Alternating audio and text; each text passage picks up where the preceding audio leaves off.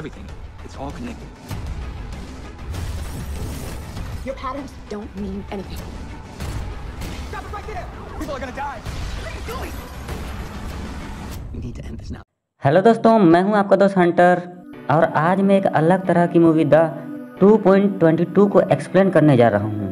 तो दोस्तों, मूवी की शुरुआत इस मूवी के लीड कैरेक्टर डीलन से होती है, जहां वो बताता है कि कैसे उसके पिता उससे कहा करते थे कि एक तारा के मरने पर वह पीछे एक तेज रोशनी छोड़ जाता है जिसे धरती पर पहुंचते तक सालों का टाइम लग जाता है। पुराने समय के लोग तारों के पैटर्न को फॉलो किया करते थे, इस विश्वास से कि हर तारा किसी न किसी इंसान के फ्यूचर को रिप्रेजेंट करता है। इसीलिए किसी भी तारे का मरना ऐसा माना जाता है कि दुनिया में किसी कोने में किसी की जान जाने वाली है। मूवी आगे बढ़ती है जहां कोई अनजान शख्स गन लिए ग्रैंड सेंट्रल स्टेशन पर किसी की तलाश कर रहा होता है। आसपास के लोग बिल्कुल बेखबर थे कि कुछ ही देर में कुछ गंभीर घटना घटने वाली है।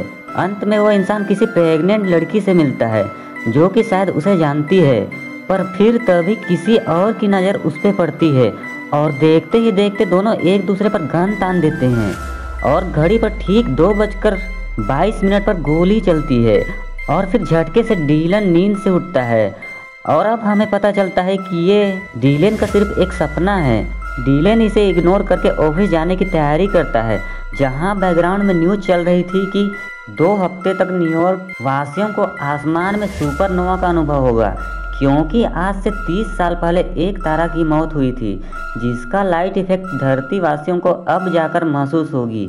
डीलन तैयार होकर ऑफिस के लिए निकलता है, जहां रास्ते में उसे अजीब अनुभव होता है, जैसे उसने ये सारी घटना, जैसे कि ट्रक का तुरंत हॉर्न, एम्बुलेंस का सायरन, औरत का हंसना, ये सभी घटना मानो कि उसके साथ पहले भी हो चुकी है।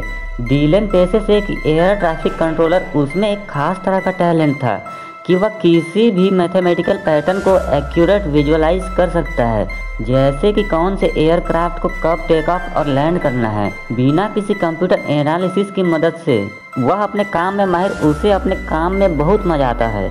ऐसे ही अकेले उसकी लाइफ चलती रहती है, जहां उसे रोज वही सपना और रास्ते में वही घटना उसके साथ घटती रहती है। पर फिर एक दिन काम करते दौरान एग्जैक्टली 2:22 पर इनकमिंग एयरक्राफ्ट को जोरदार वही सुपरनोवा महसूस होता है और डीलन के लिए मानो समय रुक सा जाता है। उसे अब सराउंडिंग के बजाय अब तारों के पैटर्न्स दिखाई देने लगते हैं और उसे अपना वही सपना भी फ्लैश में नजर आने लगता है। और जब तक समय नॉर्मल होता तब तक देर हो चुकी होती है, क्योंकि अब वही इनकमिंग एयरक्राफ्ट दूसरे टेक ऑफ कर रही एयरक्राफ्ट से टकराने वाली होती है। डीलन के पास अब सिर्फ एक रास्ता बचा होता है। वह अपनी विजुअलाइजेशन टैलेंट की वजह से तुरंत कैलकुलेट कर लेता है कि टेक ऑफ फ्लाइट की स्पीड बढ़ाने पर एक्सीडेंट को रोका जा सकता है, जिसे फॉलो करने पर पैसेंजर्स कुछ इंच के एक्सीडेंट होने से बच जाते हैं। पर डीलन को इसका जिम्मेदार ठहराकर नौकरी से निकाल दिया जाता है। अब नौकरी गंवाने के बाद डिप्रेशन में जाने से पहले वो एक बैली शो अटेंड करने का प्लान करता है, जिसका टिकट उसके एक कलीग ने उसे गिफ्ट किया था। पर ग्रैंड सेंट्रल स्टेशन पहुंचने पर उसे फिर वहां एक और सुपरनोवा इफेक्ट महसूस होता है, जिससे कि इलेक्ट्रिकल डिवाइसेस मैल फंक्शन होते हैं। इन सबको इग्नोर करके डीलन आगे बढ़ता है, जहां उसकी मुलाकात एक खूबसूरत लड़की सारा से होती है। वो अपने बारे में बताती है कि वो इस शो में काम करती है और उसके गले में जो नेकलेस है उसके एक्स बॉयफ्रेंड का दिया हुआ है, जो शायद आज भी उसे पसंद करता है, पर उसने कब का उससे ब्रेकअप कर लिया है। डीलन भी शेयर करता है कि उसे हमेशा से पायलट बनना था, पर टॉप करने के बावजूद अपने हाइट के डर से उसने एयर कंट्रोलर बनना चुना, जहां से रिसेंटली उसे एक गलती के कारण निकाल दिया गया। और यहाँ डीलन को अभी अभी पता चलता है कि जिस एयरक्राफ्ट का एक्सीडेंट होने वाला था उसमें सारा भी थी। यहाँ सारा डीलन को उसकी जान बचाने के लिए धन्यवाद करती है। दोनों ही फर्स्ट डेट में ही ऐसा महसूस करते हैं जैसे कि वे दोनों एक दूसरे को बहुत पहले से जानते हैं और देखते ही देखते दोनों को एक दूसरे के प्रति कुछ ही दिनों में सच्चा प्यार हो जाता है। आश्चर्यजनक रूप से दोनों का जन्मदिन भी एक ही दिन में पड़ता है और दोनों ही कुछ दिनों में 30 साल के होने वाले थे। पर दूसरे ही दिन ग्रैंड सेंट्रल स्टेशन पर दोबारा डीलन को डेजा वू जैसा महसूस होता है, मानो कि उसने सारी इंसिडेंट को पहले भी देखा है। पर तभी फिर से सुपरनोवा इफेक्ट महसूस होता है।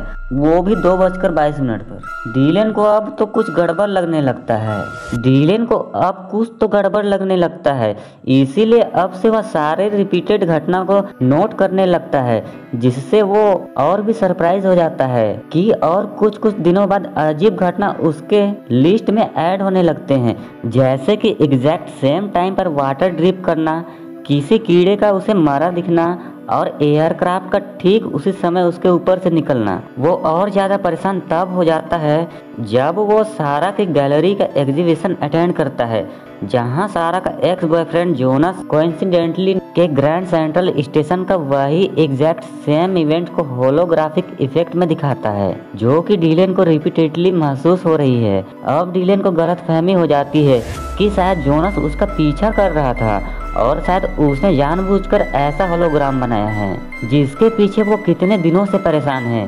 इसीलिए बिना दिमाग लगाए वो जोनस से लड़ जाता है, जिस पर सारा बहुत अपसेट हो जाती है और अगले कुछ दिनों तक उससे मिलने से मना कर देती है। अगले दिन गुस्से में एक्सरसाइज करते दौरान हम व्यूवर्स को भी कुछ अजीब महसूस होता है कि एग्जैक्ट सेम समय पर सुपरनोवा ट्रिगर होता है और उसका इफेक्ट जैसे जानबूझकर डीलन का रोप काट देता है, जिसके तुरंत बाद उसे फिक्स करते वक्त उसे कोने में कुछ हिडन लव लेटर्स मिलते हैं, जो कि किसी एवलिन ने जैक के लिए लिखे थे।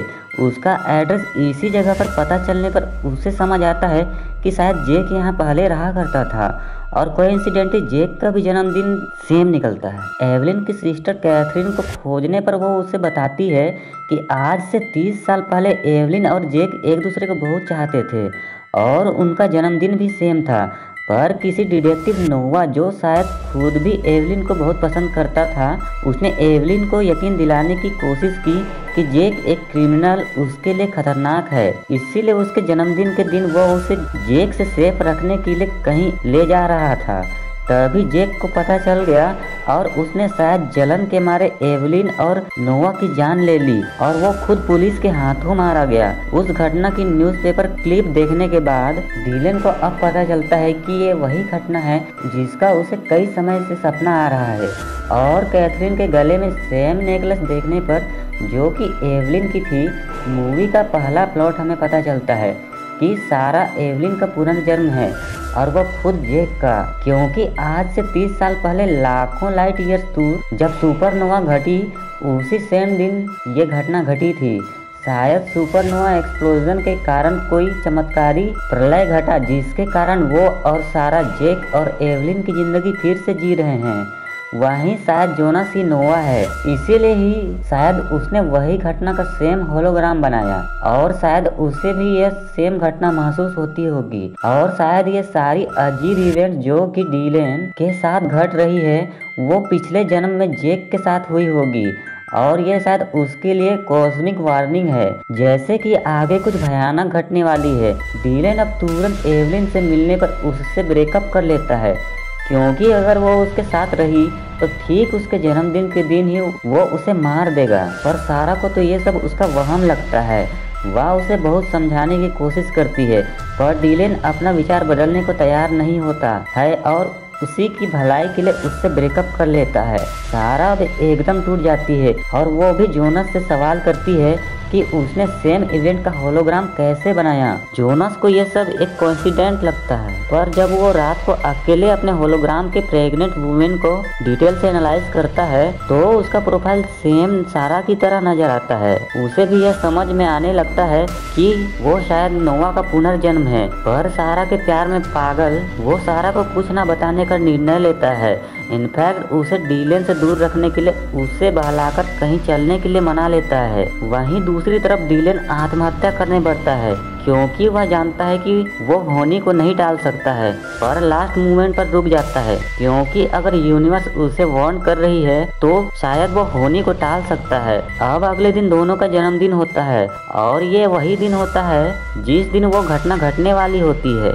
इसीलिए डीलन सारा से मिलने उसी एग्जीबिशन रूम जाता है, पर तब तक वो जोनस के साथ निकल चुकी होती है। पर जोनस भी भाग्य को नहीं बदल सकता और इसीलिए उसकी फ्लाइट कैंसिल हो जाती है और अंत में उसे ग्रैंड सेंट्रल स्टेशन में ट्रेन लेना पड़ता है। इस अचानक बदलाव से सारा को भी डीलन की बातों पर थोड़ा थोड़ा यकीन होने लगता है, क्योंकि उसे भी ग्रैंड सेंट्रल स्टेशन पर डीलन की बताई सारी घटनाएं होती दिखाई देती हैं। इधर डीलन को भी पता चल जाता है कि जोनस को भी अपने पास्ट का पता चल गया है और वो किसी कारण से अपने साथ गन लेकर गया है, कहीं जलन के मारे वो सारा का जान ना ले ले। इसीलिए डीलन तुरंत स्टेशन की तरफ भाग पड़ता है। इधर सारा को भी यकीन हो जाता है कि डीलन सच था, क्योंकि वह खुद को एवलिन की तरह क्लॉक के नीचे पाती है और जोनस भी उसे गलती से एवलिन कहकर पुकारता है। इसीलिए अब वो उसके साथ जाने के लिए इनकार कर देती है। इधर डीलन भी वहां पहुंच जाता है और उसे वहां देखकर जोनस अपना आपा खो बैठता है और उसे मारने बढ़ता है, पर लास्ट मोमेंट में अपना निशाना बदलकर सारा की ओर एम कर देता है कि अगर सारा उसकी ना हो सकी तो किसी की भी नहीं होगी। अब हम व्यूअर्स को 30 साल पहले वाली घटना डिटेल में दिखाई जाती है। तब मूवी का फाइनल क्लाइमैक्स रिवील होता है। असल में पास्ट में जेक नहीं बल्कि नोवा था जिसने जलन के रेज में जेक और एवलिन की जान ली थी और ऑफिसर्स उसको खतरा समझकर उसे ढेर कर दिए थे। पर नोवा पेशे से डिटेक्टिव, इससे पुलिस डिपार्टमेंट का नाम खराब हो जाता, इसीलिए सारा इल्जाम जेक के ऊपर डाल दिया गया।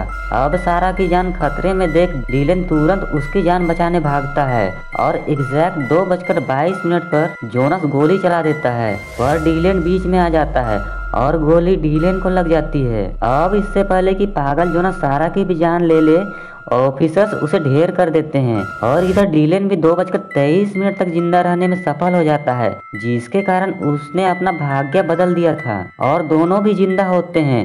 कुछ दिनों बाद दोनों शादी कर लेते हैं और डीलन भी अपना पायलट बनने का सपना पूरा कर लेता है और मूवी का यहीं पर हैप्पी एंडिंग हो जाती है। जाने से पहले दोस्तों, अगर आपको यह एक्सप्लेनेशन थोड़ा सा भी पसंद आए तो प्लीज़ इस वीडियो को लाइक कर दीजिए और चैनल को सब्सक्राइब कर दीजिए।